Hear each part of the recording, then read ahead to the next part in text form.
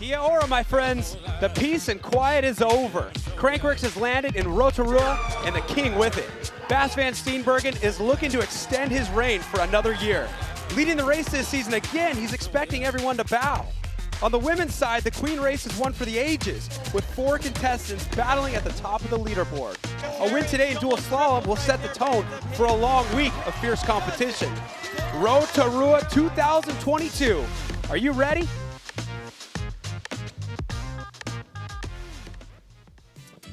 I'm ready. Take a look at the day we have on our hands today.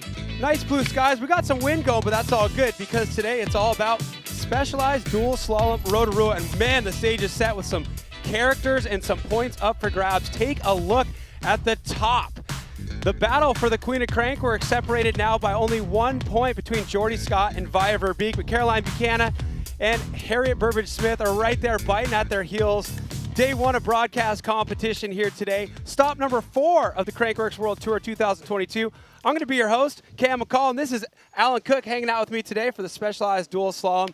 We got that beautiful course out there that was a brand new addition last year. It's looking fast. A lot of rain falling in the last couple days, but things are drying up, getting a little bit tacky here for our round of 8. Yeah, picking up where we left off in Cairns, we're back here for the Specialized Dual Slalom. I mean, this course, they've done such a good job this year with having a mix of all the different types of things you can have on a slalom course. Very technical, very fast, and then it tightens back up at the bottom where the technical flat turns are really going to play in. I love the fact that we're picking up right where we left off. Cairns Dual Slalom was the final broadcast event of stop number 3, and it was so good. Via and Jordy were battling it out for the bronze medal, and this was one of these courses that really put the riders to the test when it comes to speed and bike handling. It was so quick up top, and then those flat corners at the bottom. But to think about how tight this battle is, little issues like that on flat corners can mean so much in the overall points race. Yeah, totally. I mean, every run is going to count from the beginning when we started in Innsbruck all the way to the final run today. That's what it's going to take that queen. So 1 point separating these two going into the final stop. And you know, we've got dual slalom right now. We've got pump track later on today. Then of course more events as the weekend continues. The men's battle is exciting, but the women's battle is really the one that's going to be, you know, the gloves are off at this point, the final stop of the season. And we've already given away some points kicking off Crankworx Rotorua a couple days ago for the Tanifa downhill. Another opportunity to race downhill out here in this amazing terrain. You see the ferns and this beautiful Rotorua dirt we've come to enjoy. This one's interesting. This is a different course than we typically see here at Skyline Rotorua. We have 2 downhill races this year for 2022. This one took place in the Redwoods. These are the public courses that you can come out here and ride if you want to plan a trip to Rotorua. Yeah, it's one of the amazing things about Rotorua. You know, one of the number 1 all year, all season type riding places. The forest out there, there's shuttles, there's trails from pro level, obviously like you see here on screen, and then beginner trail. So really just outside of town, a pedal's distance away, they have everything you could need on a mountain bike. So for the women, Shauna Hearn took the win, Jenna Hastings, Martha Gill, Shania Rawson, and Via Verbeek grabbed 5th place. And that's what it took really to put herself into that top of the Queen leaderboard, albeit by just 1 point. But Harriet Burbage-Smith, 7th place. Jordy Scott, 8th place. Another front runners for the Queen battle. Not able to get as many points as Via, so that's what put her at the top of the leaderboard. We're going to have all of those racers shortly here in the Specialized Dual Slalom Rotorua.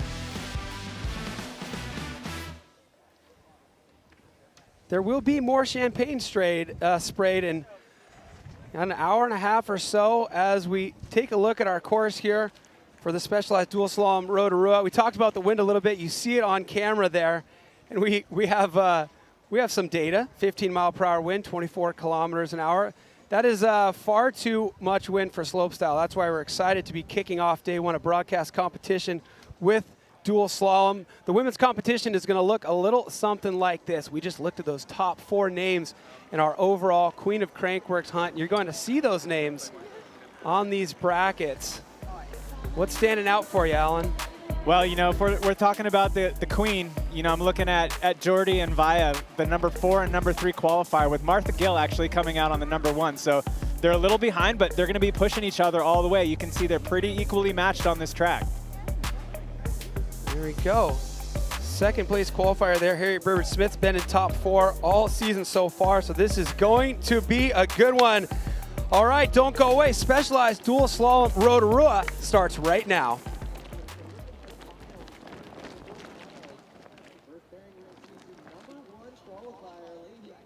Main stage. 4, 3, 2, 1.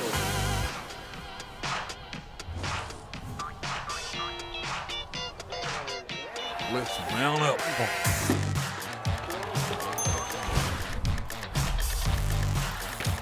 Oh, come on! Oh, no! Oh!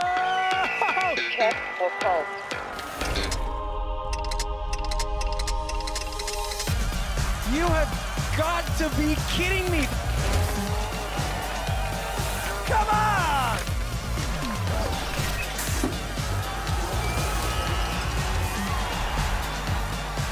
Yeah!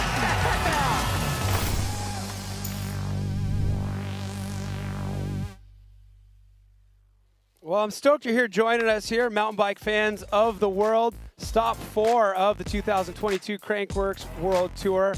You know, it's been a tradition for so many years to start the season here. Now, this is the second year in a row we've ended the season here. And it's always fun when we're at the final stop of the season. We have so many storylines evolving. We're picking up the action here in the Specialized Dual Slalom Rotorua right at the beginning of the round of 8. That qualifying, we've chiseled it in half from 32 to 16. Now we're down to 8 in heat number 1. It's going to see number 1 qualifier, Martha Gill, going up against the number 8 qualifier, Shania Rawson. Yeah, stoked to see Martha with that number 1 qualifying spot. Let's see what she can do here in the first round. Solid gate out of both women. Shania looking like she's a little bit ahead of that number 1 qualifier. Martha looking really smooth coming through those rollers. You know, we talked about the wind. It's not going to make staying on line easier, but it's actually really good. It's drying the track out quite fast, so these times are going to increase every run through this day. Yeah, that's a good point. If this rain holds off and this wind keeps up, expect to see it drying out. Even just the difference between watching this right now and earlier in the day, the round of 16, it was so slick down there in the flats. It's already changing so much. Yeah, it's been windy all day, but now the sun's out and it's windy, so it's definitely going to dry up. It's going to get a little tackier. Riders are going to be able to push it a lot harder into those flat turns at the bottom, and that's where it seems like, you know, as we've been doing, that's where the race is made and lost. Yeah, we definitely saw that at the last stop in Cairns, how important that final flat corner into those flat gates was. It was a game changer for a lot of those matchups at the end of the day where the biggest numbers were given out in terms of overall points and medals. Jenna Hastings right now, the number 5 qualifier, going up against Jordy Scott, who qualified number 4. Gate drops out. Jordy gets a solid gate. You know she's got her eyes on that prize. 1 point behind the queen for the overall title, but Jenna's not going to give it to her. We're in Jenna's home country. She's the recent UCI Junior World Champ in downhill, so she's got something to prove here in front of these hometown fans. Up and over the stall wall and dropping in, and this is where it gets tricky. Oh, Jordy down. Right as I said it, Jordy slides out. Oh, man. That is going to really make things interesting. I don't know. What is Vaya doing right now? I think Vaya's just going to be focusing on her own race. That's what she needs to do. Anything can happen. You can see there Jordy comes through with a 1.5. What we have to keep the racing competitive, if a rider does have a problem like that, there's a max differential. So she's going into this next one. She's going to have to make up 1.5 on the current junior world champ downhill rider. It's no easy task, but if anybody can do it, it's going to be Jordy. Yeah, I mean, Jenna's charging right now with that 5th place qualification. So you got to think, is there enough for Jordy Scott to be able to find some magic out there on the course? It's kind of a matter of Jenna's going to have an issue in their next matchup for Jordy to be able to keep this queen race as tight as it is right now. Yeah, it looked like Jordy just came off that stall wall with a bit more momentum, actually, and just lost that rear tire around that turn. That was the first flat turn. So you really the riders have to completely adjust their focus once they get up and over that stall wall. It's a completely different track from there on out. So Jenna Hastings will take that 1.5 advantage into their next run of that bracket. They'll get back up there to the top, switch sides, do it all over again. It sounds like they got a little bit of a, this is like football here, where they get a little footage review. It sounds like they're reviewing some tape to see if all the gates were made. Obviously, another way you can lose a matchup and have the max differential of 1.5 next to your name is by missing a gate. So it could be really interesting if Jenna's the one they're looking at. Yeah, if Jenna missed a gate, she's going to get that DSQ, and I don't know how that works out with the time differences with the DSQ, so we'll have to see how that shapes up. But let's keep an eye on all these gates. Looking pretty good through there. I don't see anything that stands out. Okay. Oh, okay. It was Jenna. It was Jenna, that front tire, yeah. Okay, I mean, I want to like pinch and zoom my screen right now and slow down and replay to see. What it comes down to, were those tires on the right side of that white gate, or did they go on the left side, which we can also call the wrong side in this case? It's interesting you mentioned what is Via thinking, and I was mentioning, you know, that she just needs to focus on her race, and this is exactly why, right? She could have beat herself up or you know, thought, okay, I got this in the bag, this one's mine, Jordy's out. Yeah. And then she sees this missed gate, and then she's not. So it's an emotional roller coaster you kind of got to manage, and the best way to do that is just to focus on your own race. So let's watch Jenna's front tire here on this white gate. Is she inside or outside? Yeah, her tire pushed. Oh, it's so hard to tell if she ran into it. Looked like there was. She's good. I don't know. That's just my take watching it in slow motion. Yeah, there was a little bit of a rut. Little bit of a rut leading into it, and she pushed the front tire and was actually, you know, watch her here. Front tire pushes just a little bit. Oh, that's a great angle. Yeah, it looked like she kind of just plowed straight into it, not on the inside. I don't think there was any advantage made there, but we'll have to see what the booth review comes up with. There we go. Official word in my ear, no DQ. Jenna was on the right side of that gate, so whew, dodge the bullet there. Jenna Hastings will move into that next matchup with a 1.5 advantage. There you go. She's going to update her status. I'm sitting pretty. Well, next heat loading up into the gates going to be Via Verbeek against Caroline Buchanan. You think back to the last dual slalom in Cairns. Caroline took the win. Riders ready, watch the gate. Gate drops out, both riders coming out super clean. Yeah, this was the final there in Cairns, so let's see how this shapes up. Caroline took that one, but Via's going to be looking to really come back strong. Nearly side by side, neck and neck. You can see the different types of attack on it. Oh, and Via loses that back tire just like Jordy. You gotta be kidding me. Caroline, stay in the gates. You got this. This is too good. I mean, we always, this is why we tune in to dual slalom, because it's so unpredictable. You look at all the statistics, you look at the points races, and then stuff like this happens. That's going to give the 1.5 advantage on run number 1 to the Australian Caroline Buchanan. So, yeah, definitely not the way that these two front runners in the Queen chase wanted to start out. But watch Via, she's looking good right there and just loses the back end traction. Right there, clipped in. That's why her feet didn't come off the pedals and just had to ride it all the way to the ground, stuntman style. I mean, if this is the way it's going to go, we may just have a very, very tight race still on our hands after dual slalom points are given away. But you got to think about Caroline and Haz are sitting right there. This is a huge opportunity. Third place is only 36 points behind second right now. This is all my nightmares coming to life right now. You're Because of you. making dreams and nightmares come true on the Crankworx World Tour. Yeah, so Caroline sitting in third right now by 36 points. Caroline, the third place qualifier, now looking with a great chance of knocking out Via. Yeah, the plot thickens.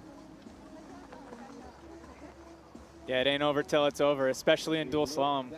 You know, the head-to-head format is so exciting, and it pushes these riders. You can feel your competitors creeping up behind you. You see them next to you, and it really just motivates you to push it. Ready, watch the gate. So Harriet Burbridge-Smith going up against Louise Ferguson now. We can keep on talking about the Queen race because Harriet is sitting in fourth in the overall. Yeah, nice double-double. Yeah, she's not too far out, and usually, you know, the slalom's a little bit later in the day. later in the week is how it was in Cairns. So it's a little bit earlier. So she's going to have all that energy, and this is one of her strongest events. So let's see how she can do down here in the flat turns. Riding a little bit different bike there, not quite as beefy or tires, so having to be a little more careful around the flat turns, and looks like Luis was able to sprint out and just get the advantage, 0.1. Tight one there. Use those flat pedals and Yeah, close the gap. Get just a tenth of a second separating Haz and Louise there. Did you see that straightaway coming into the stall wall? It's a full headwind, and they are sprinting and barely going anywhere. It is like, I mean, what is it, 24-kilometer winds right there. Yeah, it's not easy out there for sure. Something to note too, this is one of the few disciplines within the Crankworx where riders are riding different types of bikes. You know, downhill they're on downhill bikes, slope they're on slope bikes. Well, here you might see a short travel trail bike, a standard trail bike, 29-inch wheels, 26-inch wheels, 27.5 wheels. We've even seen downhill bikes win the slalom. So it's really one of those unique events where the rider's style and preferences really play into the way they ride, and sometimes their bike choices will benefit them depending on the course. And all the time, the rider's bike choices are determined by what course you have in front of you. So let's take a look at a course preview for this very specialized dual slalom Rotorua course right now with Sam Blanketsop and Matt Walker.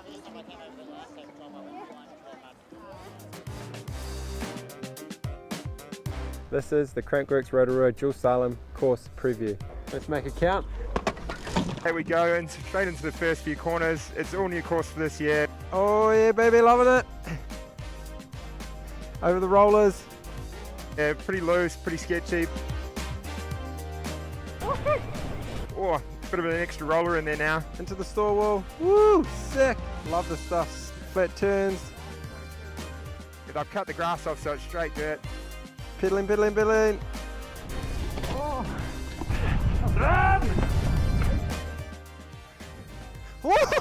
Oh, that is so fun. It's going to be a fun track to race on. Well, there's a nice up-close and personal look at the course. The officials are getting up-close and personal look right now at the replays. We've got another gate moment under review. Let's take a look at what they're looking at right now. We're not sure if it's Louise or if it's Harriet. Ah, okay, it's probably Harriet right there. Right side of your screen coming up over that rise. There was a moment where she made contact with the gate. I think it was just a pedal. What do you think, Alan? Yeah, I think she stayed on the correct side. You know, she was on the track. I don't think there was any advantages being made up there. I mean, it is the section where she ended up losing the lead, so nothing intentional.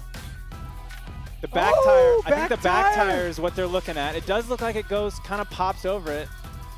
It rode up and over the pole. It didn't. I am certainly not the official call, but it looks like she's on the track there. Yeah, it didn't blatantly run over the pole, or sorry, run along the wrong side of the pole. It looked like it just basically threaded the needle and rode over the pole. At first, in full speed, it looked like just a pedal clip. From this angle, it just looks like a pedal clip. You get that straight on angle. You can see why the officials wanted to have a second peek at it.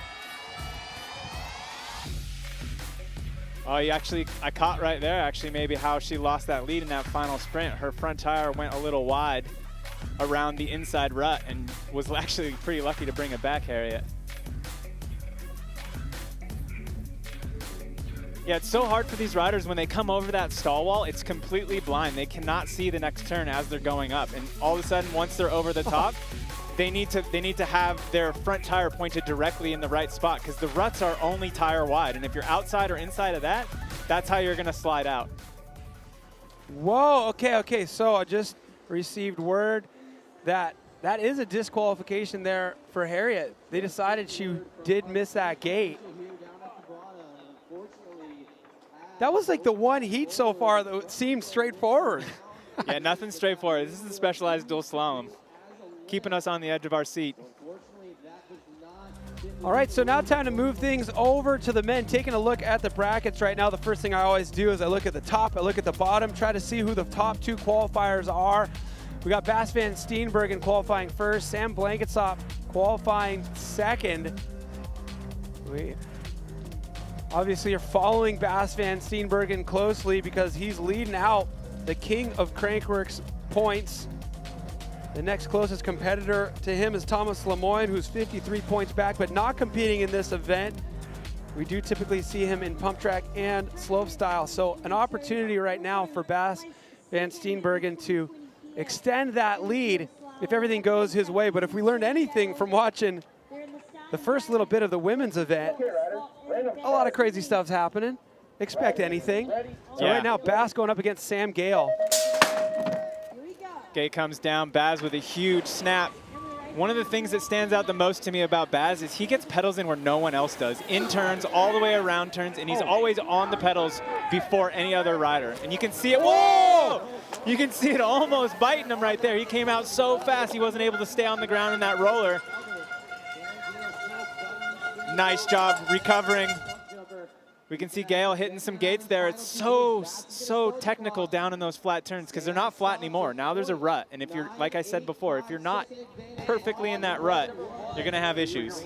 That was a clinic put on there by Bas van Steenbergen, crossed the line just under a second ahead of Sam Gale there, but he's almost 2 on fire right now. Like, he's pushing so hard. You saw that one moment where he got a little bit put off by the crosswind.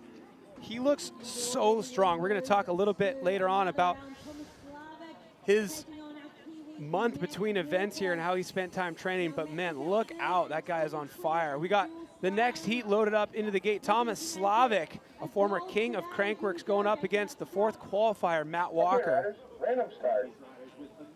Ready, watch the gate. We got the number 5 and number 4 qualifiers, so these riders are super matched up. Slavic with the fastest time of the day from the round of 16. These guys are pushing it. You can hear the local crowd getting behind Matt. Yo, look at that scrub, so much style. Oh, and Slavic goes down, pushes the front tire. Oh, way.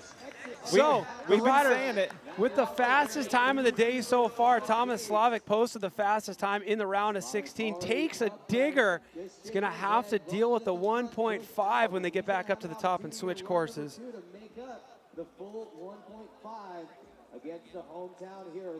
I mean, to ride from the top of the bottom to this track is, you know, not necessarily a big deal, but the speed that these men and women are going makes it so technical. They have to be so precise. Let's look at his front tire. Oh, he was picking it up to readjust and kind of reposition, and he unweighted that front tire. Take a look. Look, unweighted it, put it down. Oh, right on the off camera, that ledge. Yeah, maybe, you know, 10 millimeters offline, and that's what's going to happen here. Looking at Matt, it looked like Matt's back tire went over that gate too. I'm wondering if the rut is developing, maybe not pointing where it needs to go. I don't know. Yeah, it could just be leading them right into it. Bummer there for Slavic. Let's watch Matt. Make sure he's making it around all these gates. That one looks clean. They're moving, but it's like a derailleur will hit it or a pedal will hit it. Watch, yep, he's in there. Brings it around. Yeah, he's in that one. Okay, so he's looking good. Slavic, so much horsepower. He's got his eyes up, planning his next corner. He lifts the front tire to start getting on the pedals, and oh, as soon as he sets it down right on the backside of that ledge, facing the wrong way, all traction lost. So Thomas Slavic, 1.5. A couple 1.5s already. Did you catch that technique that Matt had coming into that turn that Slavic slid out on? He took his foot off and put it over the flag and was able to keep his traction down through that rut. What happens when you take your foot off is it gets the weight to the outside or gets them to the inside of your knobbies, so you're able to have more traction with your foot out, but then you need to get your foot back on and back on the horsepower and make sure you're pointing in the right direction. So it's not a fail-safe. It'll help you get around that turn. Little extra traction, but it's cool to see these guys working out all these different techniques and how it's going to pay out.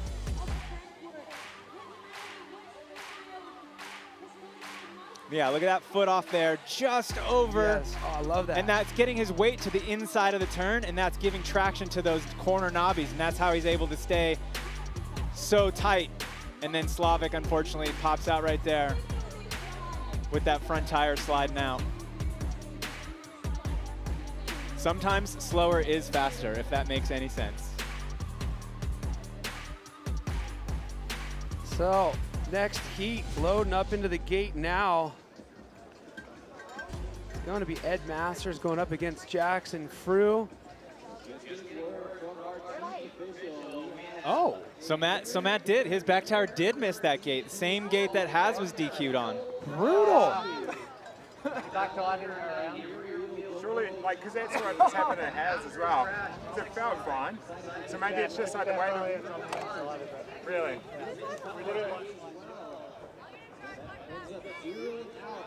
Yeah, Alan, I think you're right about where that rut has developed. I'm definitely trying to take these opportunities to listen to Matt here. It's on the inside. Haz went over it. Yours was on the inside. We got like. Really? See, it doesn't feel like that's happening. So maybe is it like Super tight. I don't know. I guess just sweet as, but I'm just So basically, you're both at 0-0. yeah. Wow. Yeah, interesting. Yeah, I watched it like 10 times. Yeah. But I'm just saying, like, I know if it's how it looks, but I'm just saying, like, the way that the corners are developing now, maybe because you're like turning back the other way, is it like just where it's sitting up? I don't know. Maybe even radio through to the top, just like say caution with getting wide enough now, because like I think the line is pushing you to hit right on the inside of it, sort of thing. So just radio the top and like give them a heads up even. You know what it means? You guys are even right now anyway. It means that the turns are wrong. So both riders there having a chat to the marshal, just talking about the way that the track is developing. You can see, so keep your eye on the rider on the right side, Matt Walker. That's what we're talking about. This is the gate that's in question.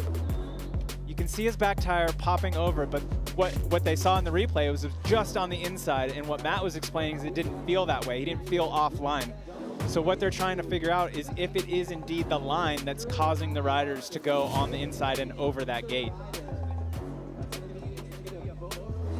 This track is changing every run, as it's been quite wet here this week, and it's starting to dry out quite nice, and the ruts are forming and the track's getting much faster, but you know, sometimes the track might develop in a way that it's not going to offer the fairest and most consistent racing. So they're going to get a look at it and get it squared away. All the track builders and officials here are top notch at Crankworx, so they're going to get it worked out. Well, Matt has a good point. He's like, these ruts are leading you in. So let's get up there to the top and tell all the riders, you're going to have to like think outside the box now and choose a line that doesn't funnel you into a gate missing opportunity. Ed Masters, Jackson Frew on course.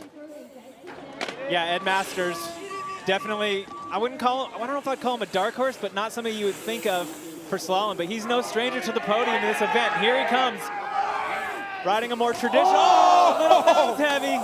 There's that wild style of Eddie we love. Jackson Frew keeping it smooth. Oh, Eddie keeping it wild. Eddie down. And there was Jackson. You could see him kind of check up and make sure he did get around that gate cleanly. Oh man, Jackson looks to be on fire today. I can't wait to see who he goes up against in the next matchup if he makes it out there. He's going to have an easy path now with Ed Masters taking the 1.5. But Jackson's been on fire this season. 3rd place in Cairns, 6th place qualifier here. Soak this run up. Looked like Eddie's front tire was on the inside of that one. Come on. Oh. Yeah, as this track is developing, we've been talking about it, how it's drying out and it's getting faster. So these riders are hitting these turns faster than they've gone all week. And it seems to be catching a few of them out. Yeah, look at Jackson flick that rear end around just to make sure he got around that gate. So they did get word up top. The riders know it's there.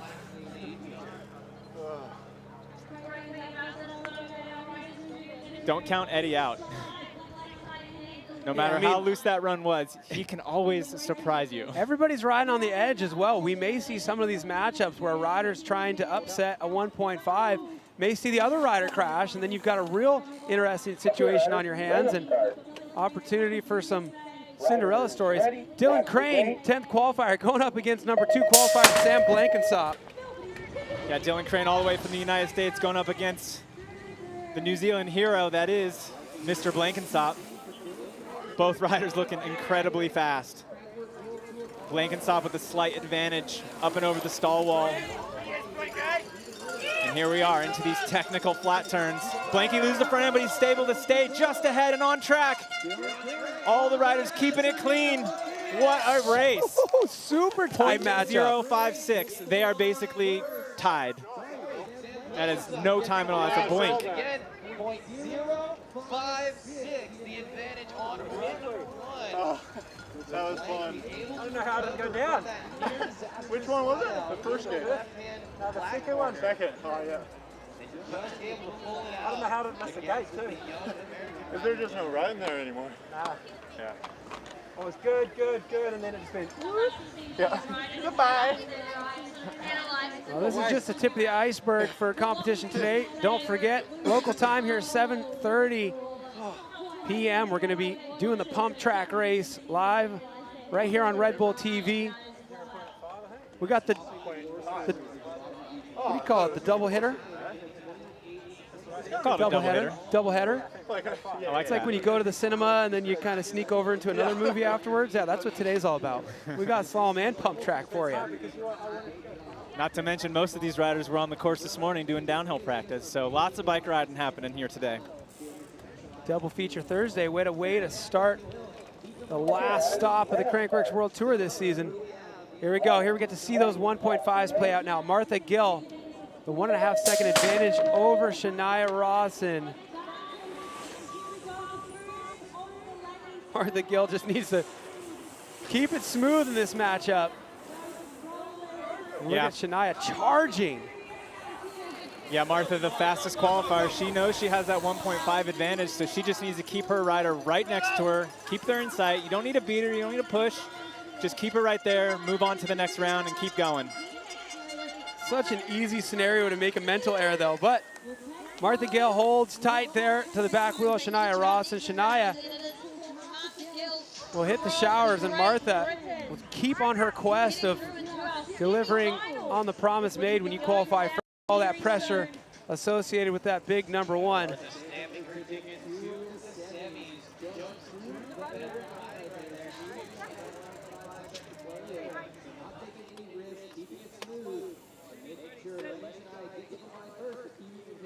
Another 1.5 scenario. Jenna Hastings ahead of Jordy Scott. Now this one has some big time Queen of Crankworx implications. Big moment here for Jordy Scott. Yeah, Jordy's gonna lay it down right here. She's gonna push super hard, so let's keep an eye on how she can fare in these flat turns. Looking really good through those rollers. The BMX pump is definitely there. Pulling out a lead. Can she bring it back? Let's listen to these riders come down to the bottom. Oh! Jenna Hastings playing it smart here.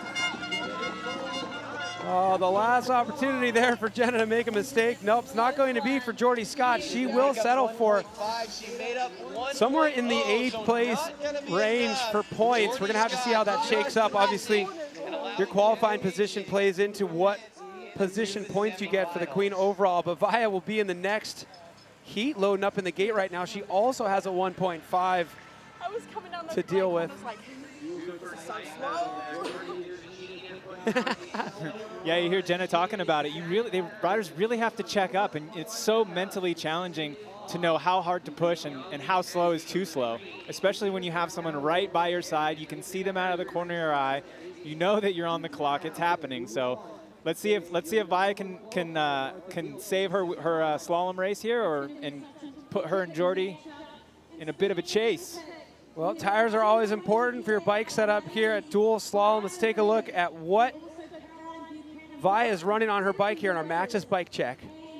Hey guys, I'm Vaya and we are here in Crankworx Rotorua. We are standing on the Dual Slalom track and this is my Maxxis tire bike check. For Dual Slalom, I have a Maxxis Minion DHF in the front and a Minion DHR2 in the back. That's definitely a combo that I keep on most of my bike, whether it's for my downhill bike or my trail bikes. It just helps me hopping from one bike to the other every day and still feeling quite at home. Both tires are 27.5. The front is a 2.3 wide and the back is a 2.4.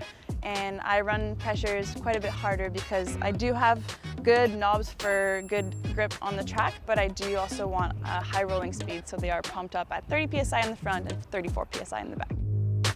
I'll make sure my setup is pretty consistent across the events all year. I'll just make sure that my air pressure in my suspension is pumped up quite hard because there is quite a bit of rhythm compressions on this track. I want to make sure that you're not slowing down too much. Dual slalom is definitely a battle between speed and traction, so you're trying to find the very edge of traction in all those flat corners, yet you want to get as much speed as possible out of them. Thank you for watching my Maxxis Tire Bike Check. I will see you guys at finals for the Crankworx Rotorua dual slalom event. Yeah, Vi, we'll see you in the gate right now. Via Verbeek, just 1 point out of that top spot in the Queen of Crankworx overall standings right now. We just saw #1 on those rankings get eliminated, Jordy Scott. Now Caroline Buchanan and Via Verbeek on course. So Via's gonna push as hard as she can, hopefully push Caroline into a mistake. Both riders are pretty even right now. Via with a slight advantage, able to jump, keep her momentum up and over the stall wall. Both riders checking up, making sure there's no mistakes, no reason.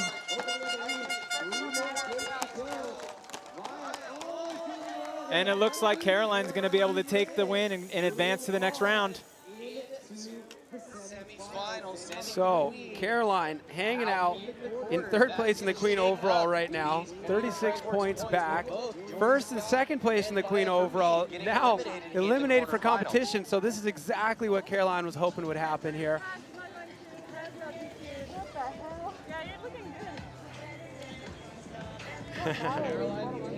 Yeah, so Via and Jordy out a little bit earlier than we would have expected. That definitely opens up the opportunity for Caroline to gain some points on both of those riders for the Queen title. And then roll that conversation right over here to Harriet, who's sitting in 4th, but she's got a 1.5 to deal with. Louise Ferguson, another case here of a rider who just needs to hold it together, stay close to the back wheel of that rider. Man, Harriet is riding with so much aggression those first couple of turns. You can tell she wants it. She sees the opportunity with her top competitors getting eliminated already. 1.5 is no easy task, and Louise is going to do her best to keep her honest. I mean, you never know. Look at this. This drag race is looking pretty close to 1.5. Let's see what we got. The clock starts. I think she might have got it. She got it. Yeah. Look at that. There it is. It is possible to make it up. You know, I want to say in those the gate start in the first 2 turns is where she made that happen. She was so aggressive and using the part of the track where you can be aggressive, and then was able to throttle it back a little bit, stay smooth, and bring it back all the way for that 1.5 advantage. What a run. Why not put the 3rd and 4th place competitors in the Queen overall into a heat together? Round of 4 for the women is going to be a doozy. Take a look. Yeah, look at that. We got the players in there. Blood is in the water, and I think Caroline and Harriet can smell the opportunity. That is going to be quite the semifinal run. So Martha Gill, #1 qualifier, going up against Jenna Hastings. One of those riders will make it into the gold medal matchup, and then the winner between Caroline Buchanan and Harriet Burbage-Smith will join them in that gold medal matchup. But so many points still to be had in those 3rd and 4th positions. So more than just bronze at stake in that small final. Here's what it looks like here. We talk about these numbers so much. We talk about the fact that there's 36 points separating Caroline and Via right now. And I mean, 8th place points is 25. If you make it into the final, you're 55 points ahead of that with 2nd place points. So all the scenarios we have require a calculator right now. It's going to be an interesting game when the dust settles here and we calibrate the points after this event. And then considering we have another event before the day is done, so much action. Bas van Steenbergen on course right now with just about a 10th of a second, just about 2/10 of a second ahead of Sam Gale here. Look at the speed and technique out of Baz, but Sam Gale is going to push him all the way to the finish. He's not giving this one to Baz. Did you see that? Baz went wider than any other rider I've seen on that stall wall. And he was angled and lined up for those flat turns probably better than anyone else too. Sam Gale coming all the way back. Baz knowing what he needs to do. trying to not make any mistakes on those final turns, but that was one of the best entries into the flat turns I'd seen. He went extra wide left. Let's have a look at that. Yeah, he comes in off the rollers with a ton of speed, and when he scrubbed, he stayed rider's left, and you can see that gives him the apex he needs for that first flat turn. And these turns compound. So if you're a little late or a little early on the first turn, it's gonna get more and more and more the whole way down. And then you can see him kind of just shut it down. He knows where he's at, he knows where his competitor's at. This is where riders have been making mistakes. Probably kind of just like surveying the track, knowing that he's got more runs in front of him. You say he knows where he's at, and you're talking about on the course right now, but just big picture in general, this guy definitely knows where he's at. He's playing his cards smart, isn't he? Absolutely. Bas van Steenbergen, current leader of the King of Crankworx. He's the reigning King of Crankworx. Definitely dedicating a ton of time to training down here in the Southern Hemisphere between stops. Now back up to the top. Thomas Slavic and Matt Walker take off. Yeah, no time split here. Both riders DQing in the first run, so winner's gonna move on. Slavic looking extremely fast with a triple manual.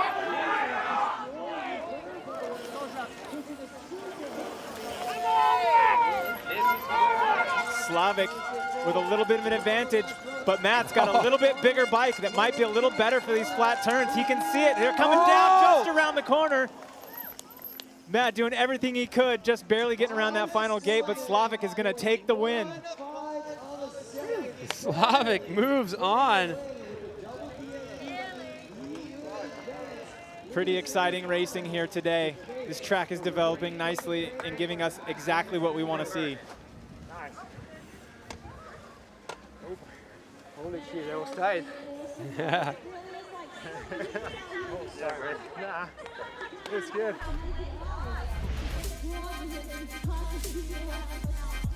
Yeah, Slavic looking unstoppable. Watch this triple manual, and I'll tell you why is this important. Watch his back tire, 1, 2, and then 3 back over. So as he's pushing down on the back tire on the backside of each jump, he's generating momentum. It's like a turbo boost, and he was able to do it 2 in a row.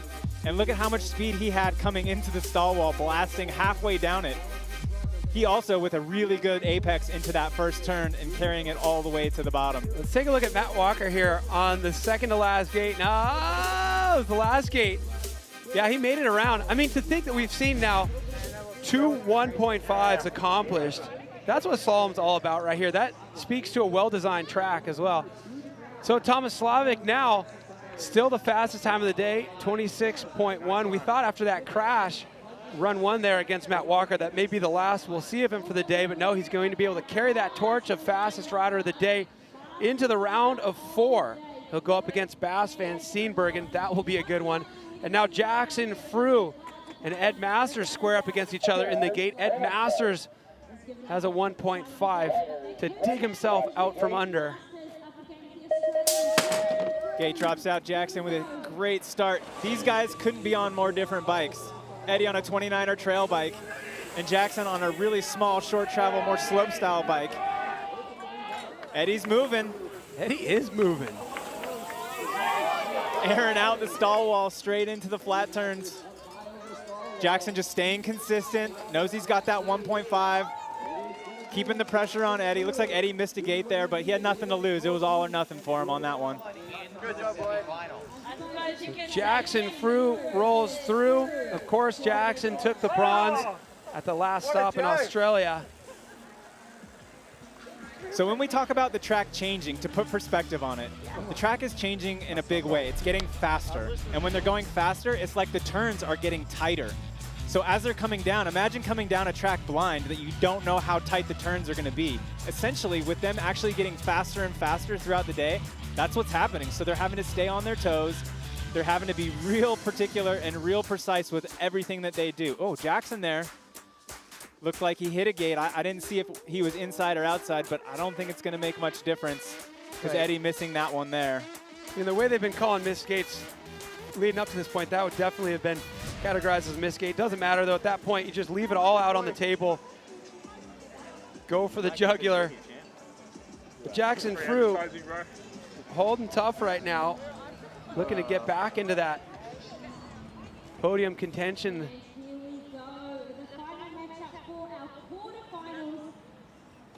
Yeah, remember this one in the first round, Sam had a slight mistake and was able to keep his composure on the bottom, but it made it really tight, only a .056 for Dylan Crane to make up. Let's see what he can do. What an opportunity here for Dylan Crane. Hard on the pedals out of the gate. He's got that time he needs right now, but here comes Blankensop. Such a small margin here for Dylan Crane to make up. .05 at play. Yeah, Blanky. Yeah, Wheeling across. He knows what he's doing. Such a master on the bike, especially with his skills in the turns. He's been a staple on the World Cup Downhill Series for, I don't know, at least 15, maybe 20 years. He's been doing it for so long. Well, good day for Dylan Crane. He knocked out Dave McMillan, made it into the round of 8 against Sam Blankensop. Great showing for him. And this is what our semifinals look like. Bas van Steenbergen will square up against Thomas Slavic. Jackson Frew will square up against Sam Blankensop. Bas van Steenbergen, obviously the reigning king of Crankworx, the leader in the overall right now, and the #1 qualifier in this event. But Sam Blankensop is looking so strong. Interesting to see who will put in our gold medal and our bronze medal matchup. So obviously so much mountain biking going down here at Rotorua. So many people traveling here to sample the trails. It's our 8th year coming here for this event. So the word has gotten out. This is a great mountain bike destination, but I know you guys are involved with making it an even better mountain bike destination through trail building. Tell me about that. Yeah, with the specialized soil searching program, you know, it's really to highlight trail builders and the work that they do and try to legitimize it as a career, you know, like a lot of the trail builders nowadays, they're just out in the forest doing their own thing and people think these trails are coming out of nowhere. Well, with mountain biking blowing up the way it is, we're really trying to make it legitimate and invite the riders to come help build these trails. So we got a really cool video of what they did on Sunday, and it's pretty awesome to see those guys out there and bringing the community together and connecting with the land. Well, let's take a look at how you guys are doing that through soil searching in this piece.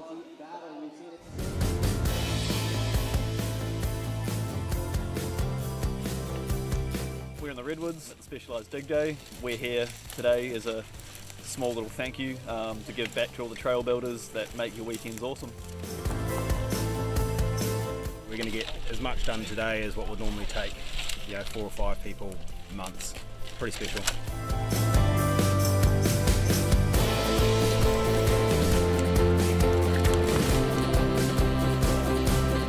So we've got over 30 people here, which is fantastic to get so many people here at once. This sort of situation is great to have a bunch of people come clear the line, remove all the slash, and makes it so much easier and quicker. It's not often you get a lot of riders who sort of from different backgrounds. They get to sort of meet up and introduce themselves to everyone and a bit more sense of community. Everyone loves to feel belonging to the forest. It's cool to put shovels in dirt, and then when you do eventually go for a ride, it does feel a little bit more special, a bit more connection to the trail.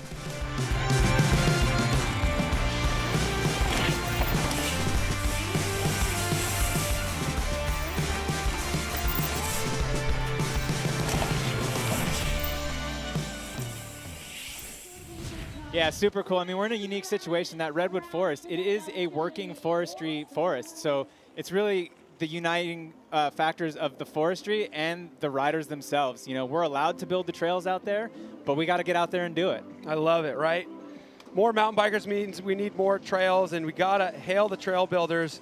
It's such an important part of the sport, so I love the fact you guys are shining a light on that. Right now, we're going to shine a light on you, the viewers. If you're not involved in the conversation and you're watching here on Red Bull Bikes YouTube channel, take a look at this little comment section, and we're reading those. We're going to write back to you through our vocal cords right now. Marcus Seneca talking about the fact that flat, sharp turns are so hard to do at speed. He says that's so impressive. We can't agree with you enough. And the fact that we're in dual slalom right now and we've got a track that has some quality flat corners on it, that's part of the roots of dual slalom, and it's really necessary. The last 2 courses have really been based on these flat corners, and they've been a game changer in the results. Absolutely. I mean, flat corners is the essence of slalom. I mean, that's what slalom was. Just put some flags on a grass hill and make it happen.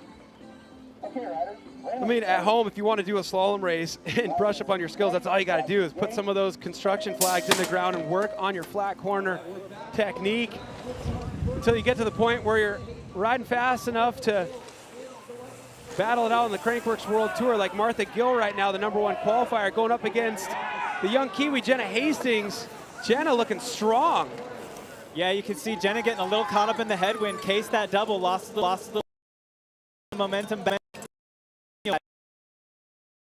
Play not only to the conditions on the trail or on the track, but also the conditions in the air. So Martha Gill takes the advantage, crossing that line 1.26 ahead of Jenna Hastings. But man, at the beginning of that run, Jenna was really showing some promise, you know, a little bit of a bobble, but she definitely has what it takes to get on that podium if things go her way. Such a bright rising star here in this Crankworx World Tour. I love the camaraderie. You see no bad blood at the finish line, no matter what happened on the track. It's always a high five and a fist bump.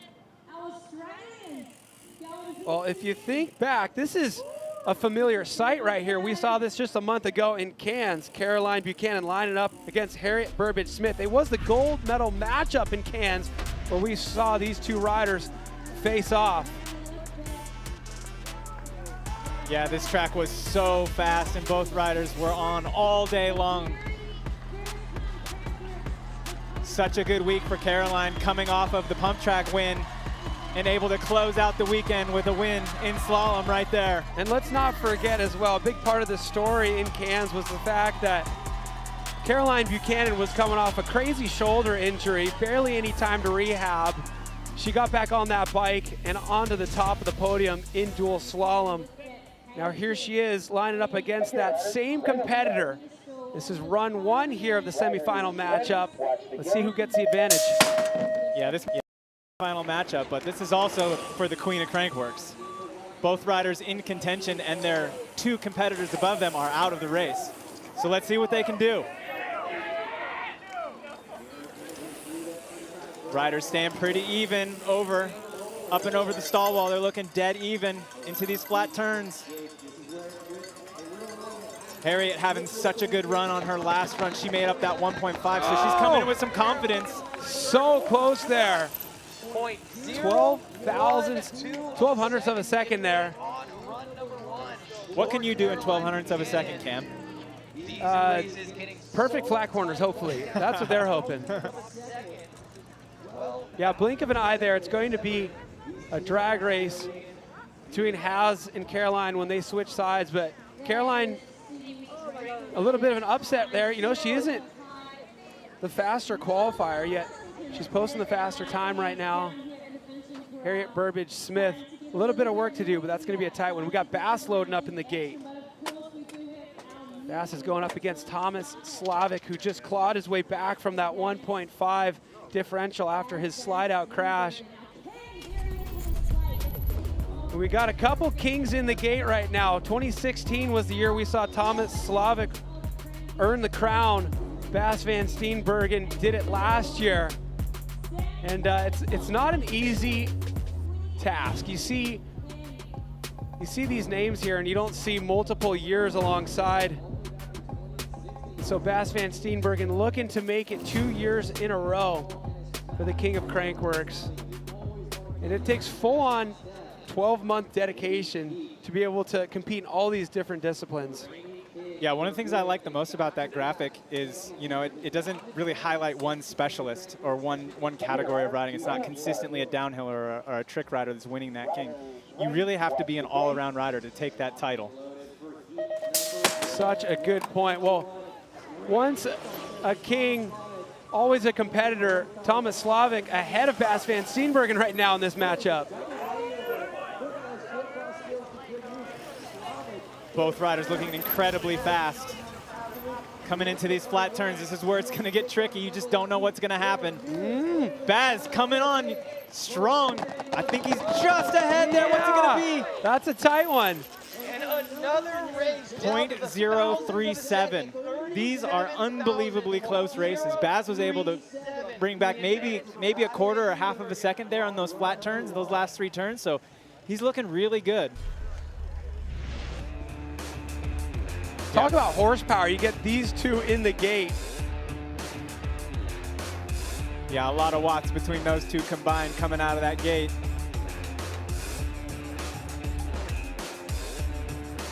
There's Slavic pumping for everything he's got. This is where things start to tighten up here. Baz pulls right next to him. Baz just fighting to stay in the line. He actually missed that rut and was able to get enough traction and get one pedal down and lunge, and was able to pull it across the line for not only the win of that heat, but also the fastest time of the day. Like that. Because, oh, I'm going up against Thomas Slavic, who has the fastest time of the day. Well, I better beat the fastest time of the day. Bas van Steenbergen knows what it takes to peak at the right moment in dual slalom. Seems like a pretty good moment to turn the heat up.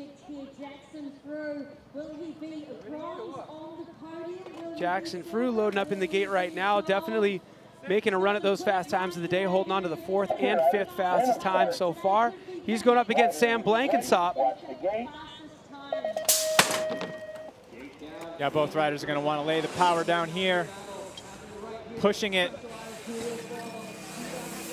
You can visibly see how much faster the track is getting. This is so awesome.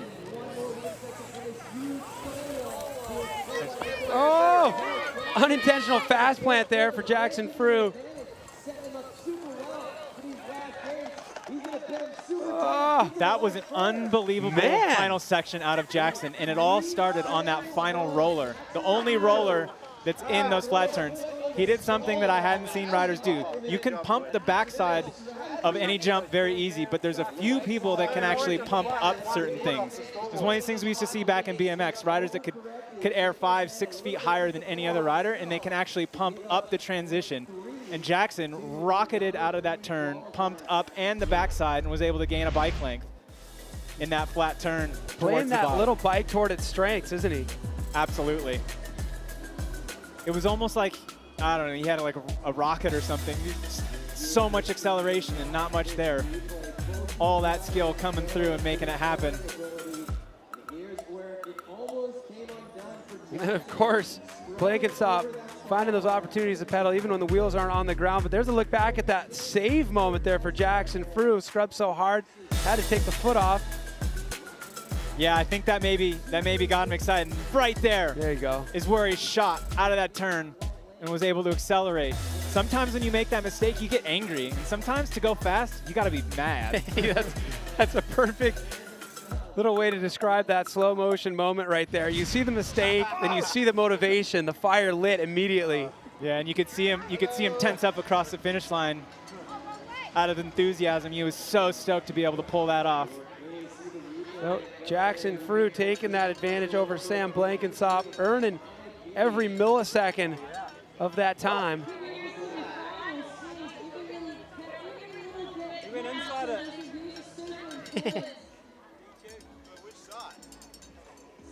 Super important to make sure you're getting the right course again. Of course, both riders. Oh, we're good. We're good. So they're reviewing Sam Blankensop on the final gate there. It looked like he just bonked the gate, knocked it to the side, but I mean, my eyes saw his tires both on the appropriate side of that gate. What do you think, Alan? Yeah, we're good. Yeah, I'm calling that in. He turned his wheel and leaned in nicely there. We want to see these guys race. Look at that rut. Their tire width just barely hooking in. It's a game of milliseconds. It's a game of millimeters. We just received word, no DQ. Sam Blanky's good, all smiles there. You were on the appropriate side of that gate. So we'll get them back up to the top. That's going to be a tight matchup there. Blanky's going to be pulling out all the stops. I see Blanky wearing a heart rate monitor there. I'll be interested to know what his heart rate is at the top and what his heart rate is at the bottom. Hey, you figure these runs are 25, 26 seconds. It'd be incredible to see how high you can get your heart rate in such a short period of time. Yeah, the intensity of the race is really what's going to get that heart rate going. Martha Gill, Jenna Hastings in the gate. Martha with the advantage of 1.2.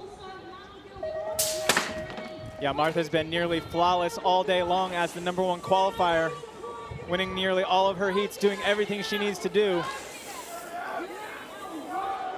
She's just riding such a smart race. Jumping when she can, rolling when she needs to. Taking her time down here, knowing she's got a little extra time on her side there. We got no shortage of crowd support alongside the course today as well. They're not going to be enough there for Jenna Hastings. Martha Gill advances. Look at that, taking that #1 qualifying result all the way into the gold medal matchup. Martha G for the gold.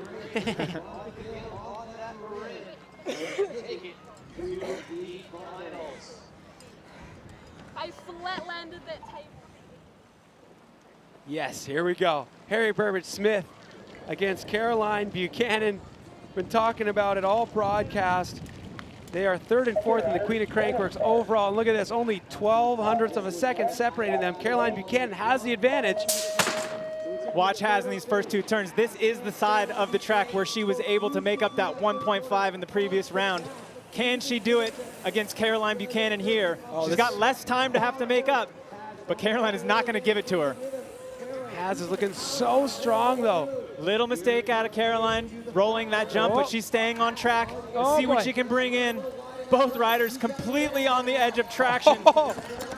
I think she's going to do it as long as she made it around that gate. It's going to be enough. Harriet crosses the finish line with enough time. What do you think about that gate? I could see it out of the corner of the screen there. I missed what happened. There was contact across that it was just contact and not a missed gate. What about it? Just the determination here from Haz. She clawed back from that 1.5. She just faced off against Caroline Buchanan to upset a differential. Charging. Yeah, that rider's right course is really strong for Haz. She's got motivation and confidence after making up that 1.5. That is not an easy task.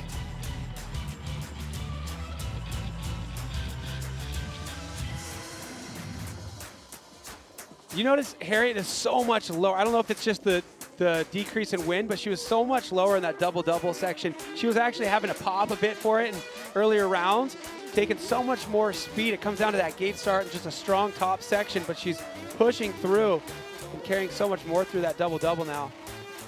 Definitely. Both riders. Those jumps are so fun because you get like a split second of weightlessness. Look at Haz just barely hanging on. Front tire pushing, back tire sliding. Didn't even take her feet off and was able to make it around the next turns, no problem.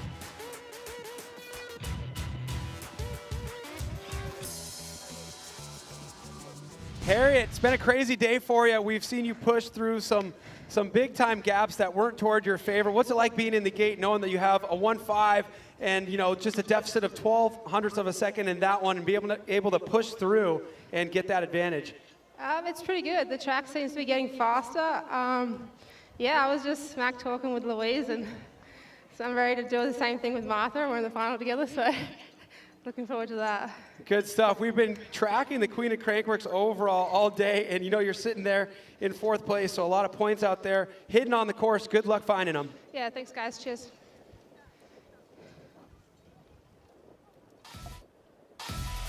That's the kind of stuff we hope to see in dual slalom. It gets a little bit tedious when you see those advantages always advance out of the round, but when you see those riders fight from behind and those David and Goliath moments, that's what it's all about, and that's what makes it so interesting, and opportunities for riders you may not expect to claw their way into that gold medal matchup can sometimes do it. In this case, it's basically what you would expect from qualifying. #1 and 2 facing off in the gold medal matchup, but the path that Haz had to forge to make it into that position was anything but expected or easy. I think my favorite part of being back here in Rotorua is just, it kind of feels like a little bit of a second home to me. Like I always spend a decent bit of time here, and just New Zealand in general. Yeah, the Rotorua crowd is definitely pretty high energy, and I think they love their racing and obviously love slopestyle and all that stuff. So yeah, it's pretty awesome. There's always kids running around asking for autographs and all that stuff. It's really good. Well, Bas van Steenbergen absolutely loves it here in Rotorua. He's come back for so many years in a row. And, you know, he's finding himself in similar territory right now in the context of this race. He made it into the finals at the last race, stop number 3 in Cairns. He was going up against Mick Hanna. Right now, he's going to have to claw back from a .037 from Thomas Slavic if he wants to make it into another gold medal matchup. Yeah, the deficit, pretty much nothing. It's any rider's race. Both sides of the track look extremely equal, so they're gonna put it down, everything they got. Right, look at Baz out of that turn. Railing so hard. Getting that outside in that apex, and this is where it's all gonna come together. Both riders looking pretty good. Oh no! Baz with a mistake. His back tire just on the outside of that rut. Was able to keep it within the gates, but unfortunately, that's going to be his day. And wow, Slavic secures a spot into the gold medal matchup. Baz van Steenbergen an opportunity still to win a bronze medal, but a couple interesting moments in that heat. Baz almost threw it off course at the top as well. A scrub gone wrong. He's carrying so much speed. Like you said, Alan, the course getting faster. We also just had Harriet mention that. It becomes a different, ball game. Look at that. Yeah, Baz coming out of that turn with an unbelievable amount of speed coming into these flat turns. And this is where we're gonna see, you see his back tire right there, just on the outside of that corner. Front tire was in it. This is the rut right here. Look at how tight his back tire is. This is where you're gonna have to watch. You have to stay in that rut perfectly. Look at his back tire, just on the outside, and he's just not able to make the turn when that happens. Heck of a job staying on track, but he knew his day was done right there. What a recovery on that first mistake as well. So many G-forces in that left-hand berm. Tires lost traction at the very end. He was facing the crowd, somehow pulled it back together to line up to that tabletop. Good competition here between Baz van Steenbergen and Thomas Slavic. Like, we didn't get any info from the marshals, but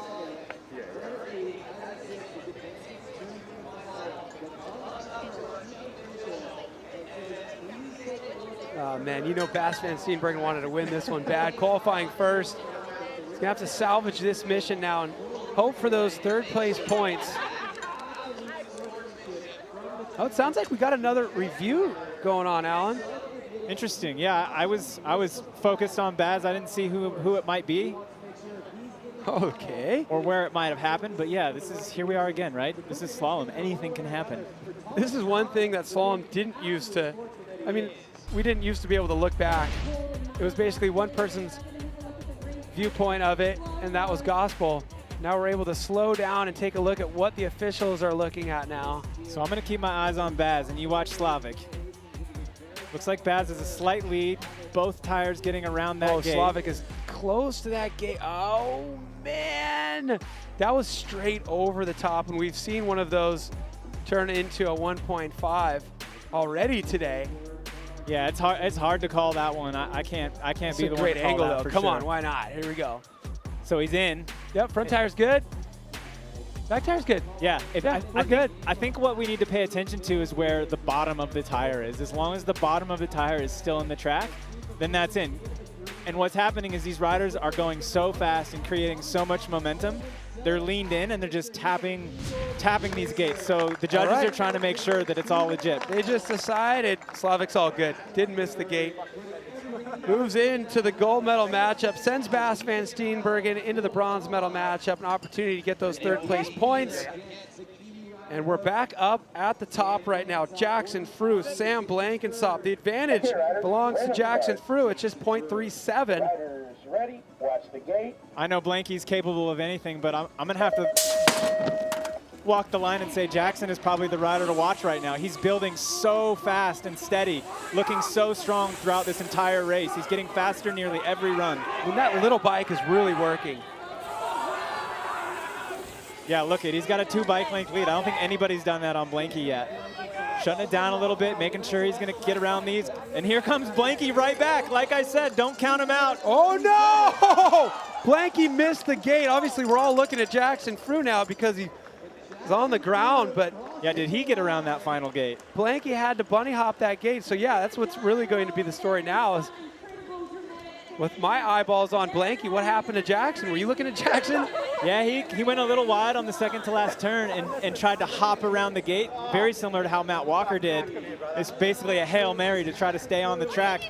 And I don't know, he just ended up a little sideways and the grass caught his tires and just kind of like high-sided across the finish line. I had no foot and I was going to miss it and just like hop. Yeah, you're right. Jackson's running that little slope bike full suspension there. Yeah, so Blanky definitely on the inside of those last two gates. Oh, and then you see him hop around. And then just kind of fishtail, high side, cross the finish line. I think that's all fair play right there. He crossed the finish line, tripped the light. Doesn't really matter if you're on your bike or not. Nice little stuntman roll, looking good. All right. So Blanky's gonna go inside obvious right here. And then Jackson, did he get around this last gate? He's missing it right there. But look at this little zigzag move. He flicks the back end of the bike out. That is pure magic. That's called like just a little sacrifice move right there. All right, I'll hit the ground as long as this bike makes it around the gate.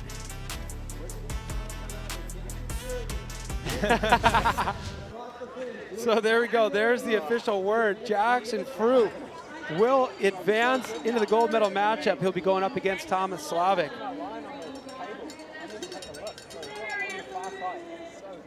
Yeah, these medal matchups are shaping up nicely. The riders developing and getting faster and building their confidence and pushing.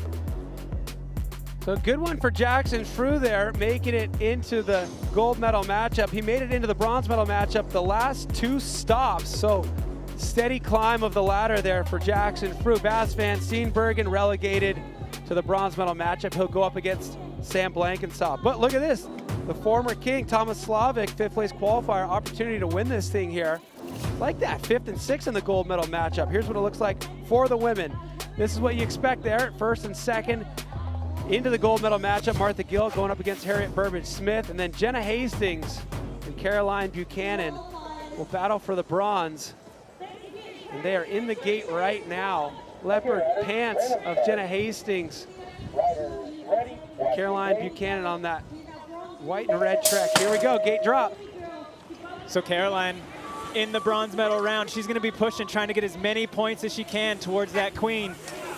Still in contention, but she's definitely gonna need to bring home this bronze medal. Let's see what she can do. You can see the intensity, she knows it's there.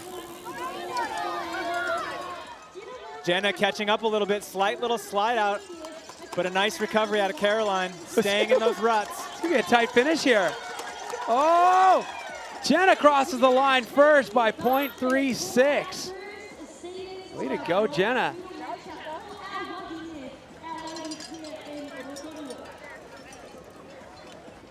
Oh, not by much. 0.36.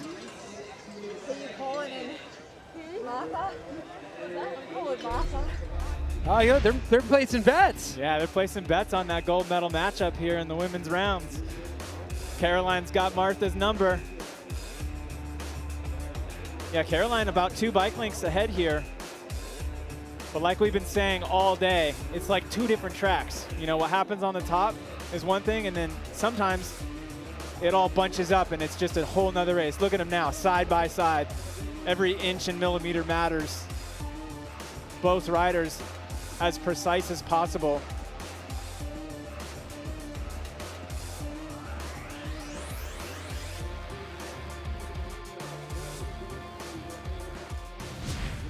Jenna, great work out there today. It's been fun watching you work your way through these brackets. Talk to me about the day today. Crazy conditions with the weather early on, and the course just seemed to be getting faster and faster.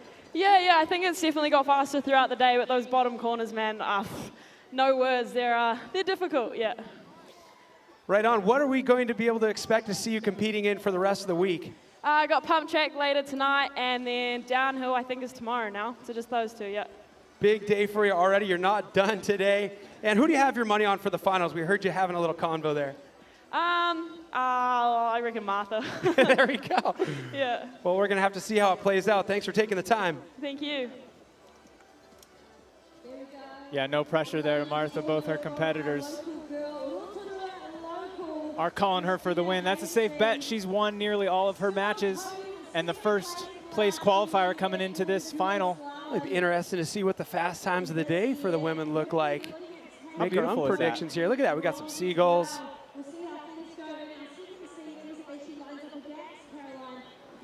Yeah, definitely a system pushing through right now, making things interesting for the races. I know you got out there for some downhill practice and some muddy conditions earlier today, didn't you? Yeah, the track was doing the same thing it was doing here. The downhill track was getting a lot nicer, but you know, tomorrow we're looking at 75 mils of rain. It's going to be a battle of survival in that race. That'll be very interesting. And you know, these Queen of Crankworx standings aren't going to look like this for long. The gap between first and second, just 1 point, but we're about to divvy out some more points from this slalom race right here. This is going to be a very different story. I expect this story to continue to change from hour to hour as we progress through the weekend here in the final of 4 stops in this 2022 Crankworx World Tour. And take a look, we've got the repeat offender there, Jill Kintner, making it 3 in a row, and a rider with an opportunity to tie that here via Verbeek. She's won the Queen of Crankworx title in 2019, 2021, and she's got an opportunity to do it again this year.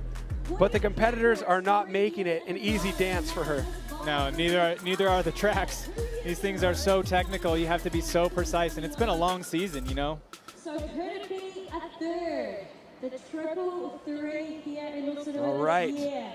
This is what we have on our hands now. Bas van Steenbergen against Sam Blankensop. Bronze medal on the line. The number 1 and 2 qualifiers both having mistakes in their semifinal rounds. Here they are battling it out for the bronze medal here in Rotorua. Wow, look at the speed out of both of these riders, not giving anyone an advantage anywhere. 2 of the most aggressive riders in the field today. Wow, seen them side by side. Baz hitting those top section flat corners, absolutely perfect. Bas van Steenbergen, half a second advantage over Sam Blankensop. How much aggression between these 2 riders? When we see them up against a calmer rider, they really stand out. When you see them side by side, there is so much going on all at once. Yeah, but both former kings. You don't become the king without skills and speed, and these guys know what each other have. So definitely cool to see them pushing each other in this bronze medal match. I'm not going to get a podium on these cunts. I suck at this shit. And look at Baz, this is that upper flat section where he hit it absolutely perfect. It's this next left-hand turn where things really started to happen for him. Look how leaned over he is and able to get straight back on the pedals about half a bike length sooner than Blankensop, and pulls just that, a half a bike length, and he's able to keep it precise in the ruts all the way to the bottom. Unbelievable round. They're hitting these ruts so hard, his wheel absolutely flexing. Unbelievable speed and power out of both of these riders. Blanky shakes his head and says, all right, I got a little bit of work to do, about a half second of work to do.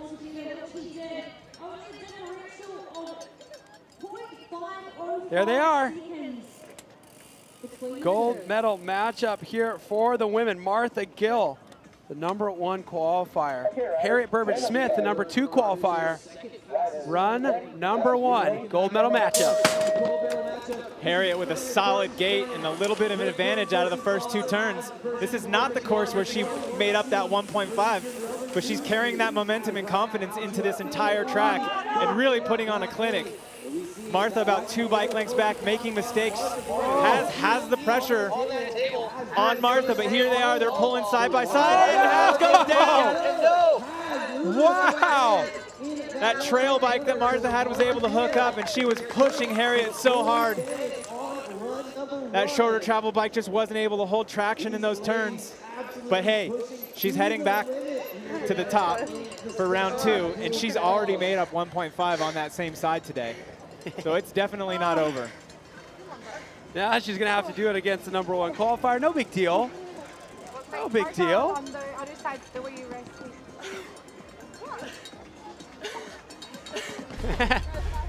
Take a look back at some replays here, Alan. Let's see what went wrong here. That little bike, right? Big difference in traction. That short travel 26-inch slopestyle bike versus the full-on trail steed. Yeah, her front tire came out of the rut maybe about, I don't know, 3 or 4 inches early and wasn't able to maintain traction. As she's already, her mind and her eyes are already on the next turn, so she didn't even see that happening. And unfortunately, just a little bit of a slide out there.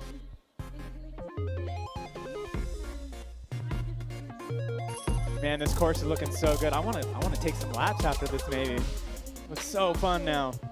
The ruts are established. The dirt's drying out. Perfect conditions. All smiles there. Martha Gilt grabbing the advantage. The gold medal matchup. I'll tell you what, all these riders are better bike riders after this race. You want to be a better bike rider? Go dig some ruts and see how fast you can go through them.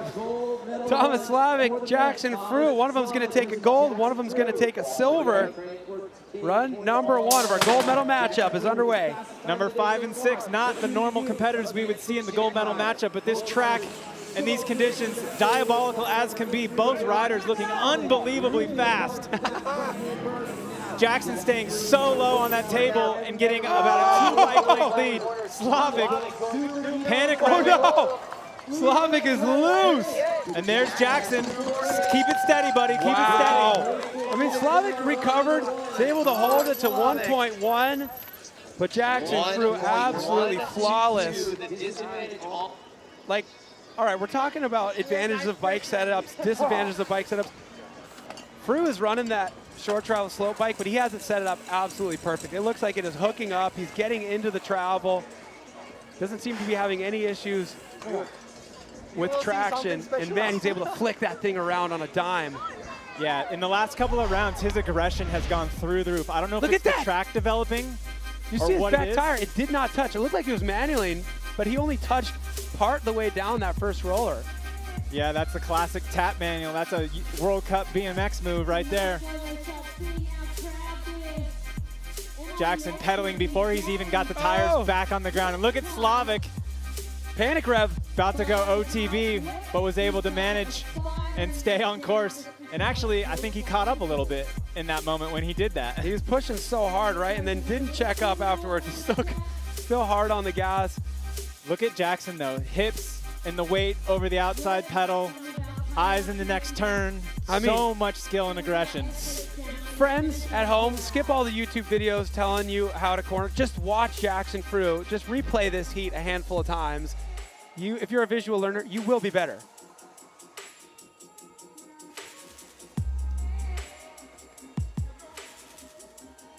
Thomas Slavic, my man, pushing hard out there. We've seen you with a tumble today, and you've clawed your way back from a 1.5. Going hard on the aggression scale right now. A couple moments. How were you able to just keep the bike on the track there and not have to settle for the 1.5? You know, it's crazy how the race is progressing and how much we speed up due to the qualification, and the level is just super high, so you need to give it all you got, no matter if you're first or you're going behind the guy, and you just have to go full speed, full gas. Well, we've seen you dig yourself out from quite a disadvantage already today, so best of luck trying to do that again here. Thank you, I'll try my best. Good stuff there from Thomas Slavic there. We'll send him and Jackson Frew back up to the top of the course. That'll be a fun one to watch. And we got another fun one on our hands right now. Jenna Hastings leading the charge over Caroline Buchanan. The advantage, 0.36. Anybody's game here. Yeah, Caroline's going to leave it all on the track right here. She definitely wants to come away with those points and that bronze medal. But Jenna, the young junior world champ, is not going to give it to her. Oh. Side by side through the rhythm section. You see Jenna jumping, Caroline manualing, getting a slightly, both riders sliding both tires. Proper bar to bar. Oh, it's going to be so tight. 0.36 is what's up for grabs here. 0.306. No way. Jenna Hastings grabs the bronze medal. That was a good race. Yeah, Caroline had a slight little front tire push on that second to last turn, and that's all it takes. 600ths of a second? That's all it takes. Wow, I mean, Caroline almost did it, man. 600ths of a second away from the bronze medal. Yeah, don't take anything out of Caroline. Any race that she's lost today, it's been by fractions of a second. These riders are so close. It's so exciting to see them come down the competition. Head-to-head competition is always the best.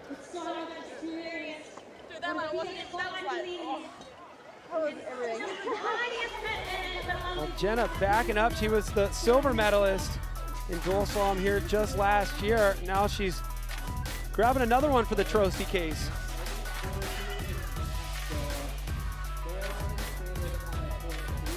Riders looking smooth through that upper section. You can see Caroline has a lead right here by maybe that distance she needs. And then right here, watch Caroline's front tire. Just a bit outside of that rut. Oh, she was able catch. to keep it on the track, but that's that 0.6 that she needed. It looks like Jenna did the same thing, but was able to stay on the pedals and just make it happen. Yeah, I mean, we talk about what 0.06 is in terms of things you can do in that time. You know, I'm clicking my pen. I can click my pen twice in that time. You know, it's nothing. There we go. Bass and Blanky up there, staying warm. Bronze medal matchup for the men. Bass van Steenbergen, the #1 qualifier. Sam Blankensop, #2 qualifier. The day didn't go exactly how they had planned, but they each have an opportunity still. A half second separating them for a bronze medal here. Bass van Steenbergen with the advantage. I mean, you say advantage, but it's not much.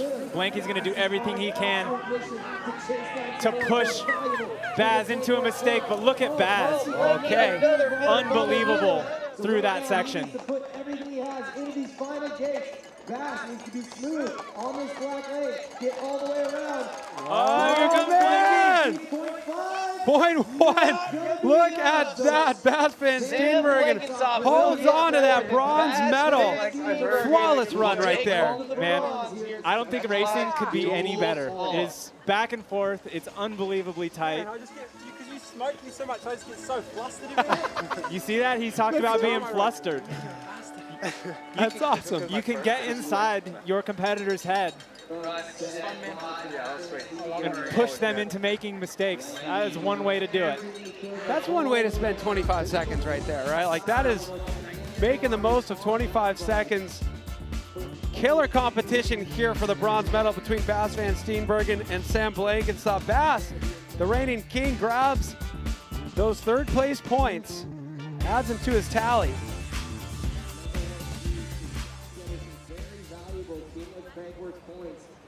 As we load up the next heat into our gate, of course, this is the gold medal matchup. #1 qualifier, Martha Gill going up against Harriet Burbage-Smith, who had an issue in run #1 of this final matchup. We've seen her claw back from a 1.5 already today. She's gonna have to do it again against the fastest rider on the hill. Yeah, Martha's gonna have to do everything she can to keep her head on straight, not get pressured into any mistakes, ride her own race right here. Let Haz push what she's gotta do, and there Haz goes. That's that section where she is unbelievably fast. Charging. Haz is flawless right now. Can she extend to a 1.5 seconds? Martha getting a little held up out of that turn. I don't know if it's a 1.5, but what's it gonna be? One Mississippi, the clock rolls, 0.9. Martha Gill does it. Backs up that #1 qualifying position and takes the gold medal. Look at these riders, so stoked for each other. Man, it's such good atmosphere when that's the case. So cool to see the camaraderie between the athletes. Such amazing camaraderie between these two ladies. Put your hands together one more time. We've seen Martha over the last couple of seasons getting better and better results in the slalom, and here she is, I believe, taking her first win in a Crankworx dual slalom. What an amazing ride put in by No one needed to claw back that full 1.5. Wow, that's gotta feel so good. Look at Martha just barely getting around that last gate. That was her race. right millimeters separating her from a DQ or a gold medal. Look at her looking to the side. She wasn't sure. No way.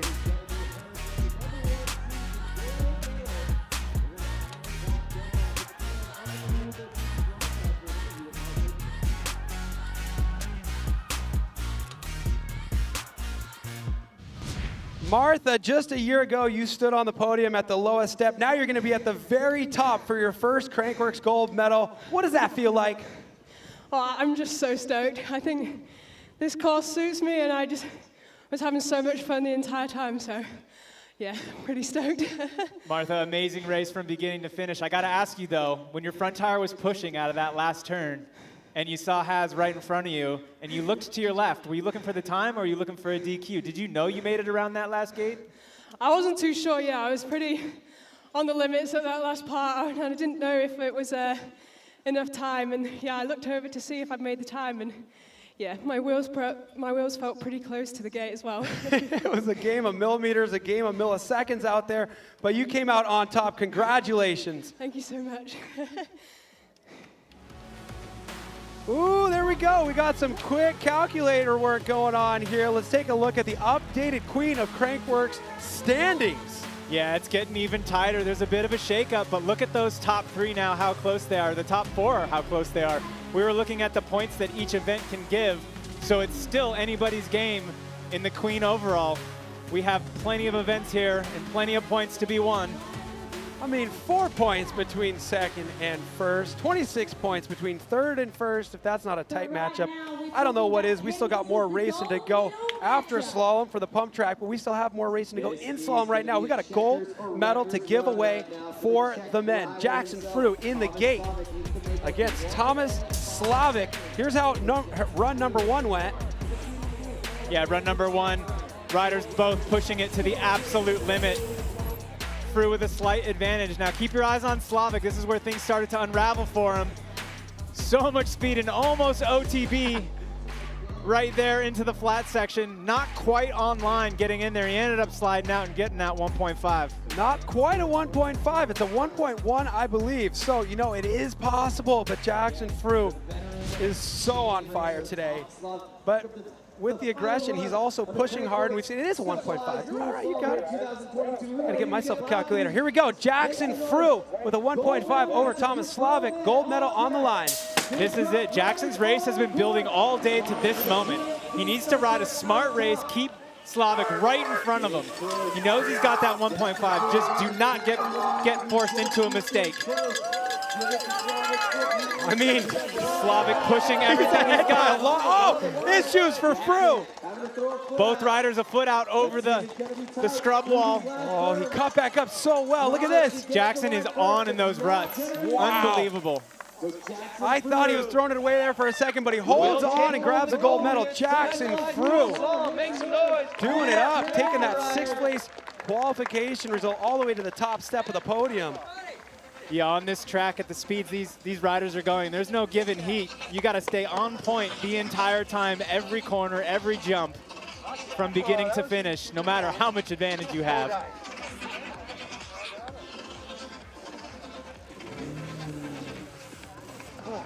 I might have been back in the semis when I said I was going to jump out on a limb and say that Frew was the rider to watch. Something happened when it was that mistake that he made, and he got mad and he got upset and the intensity turned up. But he did find something. He was doing some stuff on those bottom ruts that I didn't see anyone else doing. He was able to stay a little bit outside on the apex of the ruts.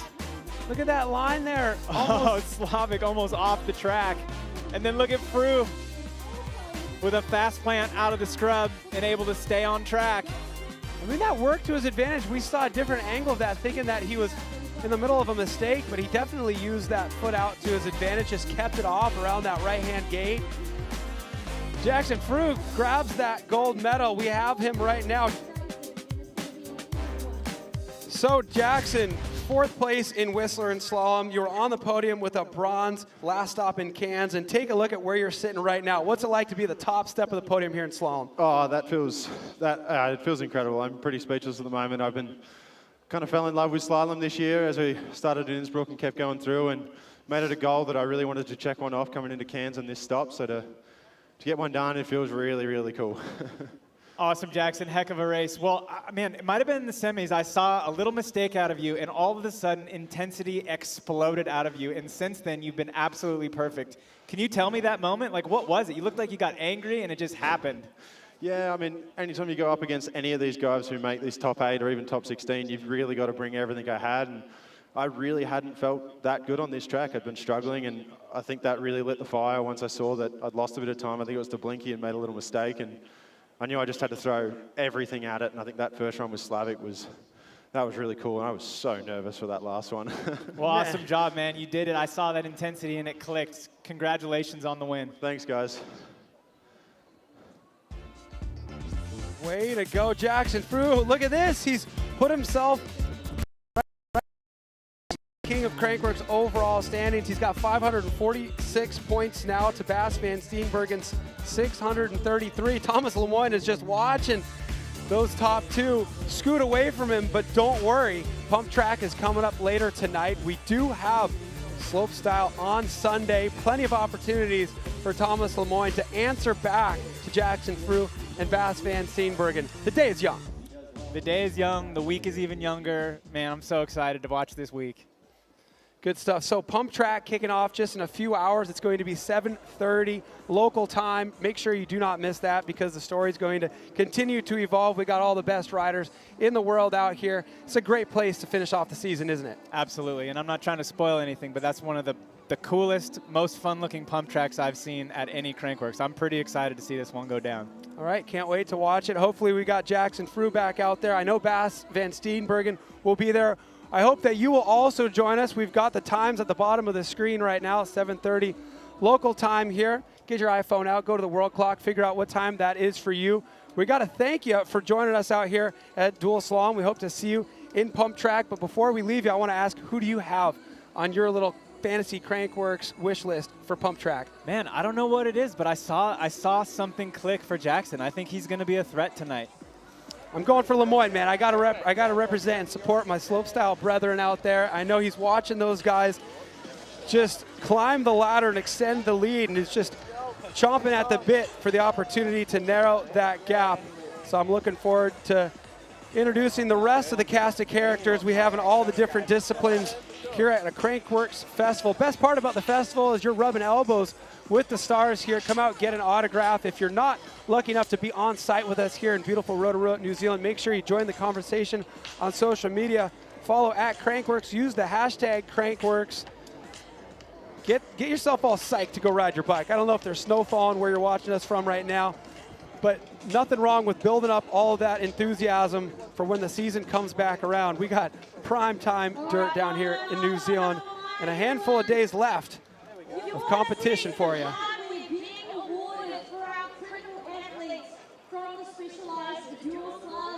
Yeah, it's awesome to see these riders being able to connect. You know, this is the first time we've been able to have fans back here in Rotorua since the pandemic. So everybody grabbing their Crankworx merch and getting all their autographs, getting up and close with their favorite riders. It's awesome to see. We're back. All right, well, the start to a long Crankworx festival here, just the tip of the iceberg for the stop, tip of the iceberg for the day as well. We hope to see you back for pump track at 7:30 local time. Thanks for tuning in.